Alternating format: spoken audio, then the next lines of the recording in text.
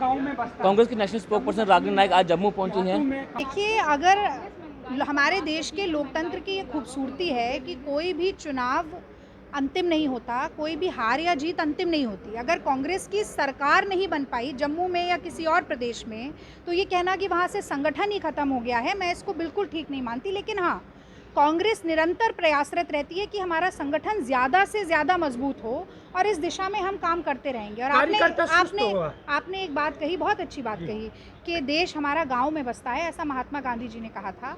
और इलाहाबाद हाईकोर्ट ने ये कहा कि देश का गांव अब राम भरोसे रह गया है। तो मोदी जी के जो नेतृत्व है उसमें गांव वाले आज राम भरोसे हो गए हैं।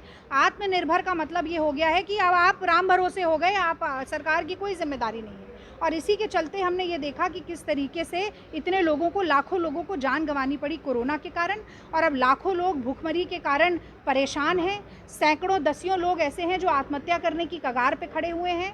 बहुत सारे लोग ऐसे हैं जिन्होंने अपने मोटरसाइकिल, स्कूटी उठा के कहा है कि अब साइकिल चलानी पड़ेगी।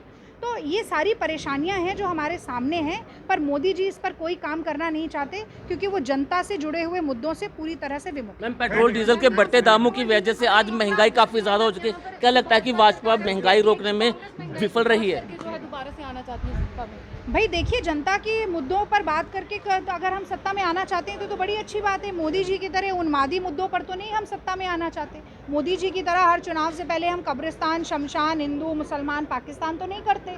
हम कहते हैं कि भाई किसानों की बात सुनिए, काले कानून वापस लीजिए। हम कहते हैं कि उन्नाव और हाथरस जैसे अपराध महिलाओं के खिलाफ कहीं ना हो। हम कहते हैं कि आपने 2 करोड़ नौकरियों का वादा किया था, उसे पूरा करिए। हम कहते हैं कि जो सीमा पर चीन और पाकिस्तान का अतिक्रमण लगातार बढ़ता जा रहा है, उनको ख़त्म करके दिखाइए। हम कहते हैं कि जो लाल आंख दिखाने का वादा किया वो कब पूरा होगा। हम कहते हैं कि 56 इंच सीना आपने फुलाया था, अब उसका क्या हो गया। हम पूछते हैं कि आपने कहा था कि 18 दिन में महाभारत खत्म हो गई, 21 दिन में कोरोना हो जाएगा, वो क्यों नहीं हुआ। तो ये तो सारी मोदी जी की विफलताएं हैं। अगर मोदी जी के पास इस पर जवाब नहीं है तो विपक्ष तो प्रहार करेगा। विपक्ष का ये काम है कि निरंकुश सरकार पर अंकुश लगाए। केंद्र सरकार का ये कहना है कि कांग्रेस की गलत नीतियों की वजह से आज पेट्रोल डीजल के दाम इतने ज्यादा हैं। जी कांग्रेस, हाँ, क्या पूछा आपने? मैम, ये भाजपा का ये कहना है कि कांग्रेस की गलत नीतियों की वजह से आज महंगाई इतनी ज्यादा है कि केंद्र सरकार पर वो दबाव बना हुआ है, तभी पेट्रोल और डीजल के दाम इतने ज्यादा हैं, कांग्रेस की गलत नीतियों की वजह से।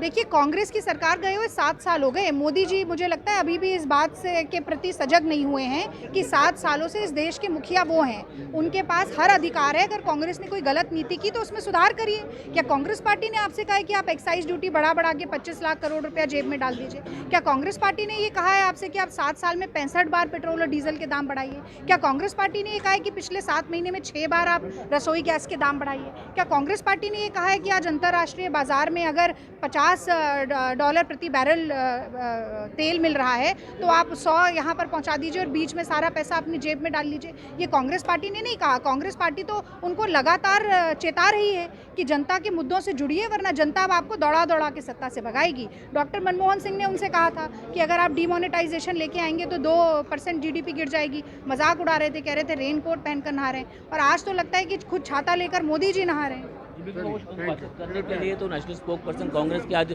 जम्मू के दौरे पर थे और महंगाई को लेकर आज एक प्रेस वार्ता भी की। इस तरह साफ तौर से केंद्र सरकार पर निशाना साधा कि केंद्र सरकार की गलत नीतियों की वजह से आज महंगाई जो है वो आसमान छू रही है। बन रहे द पब्लिश के साथ, धन्यवाद।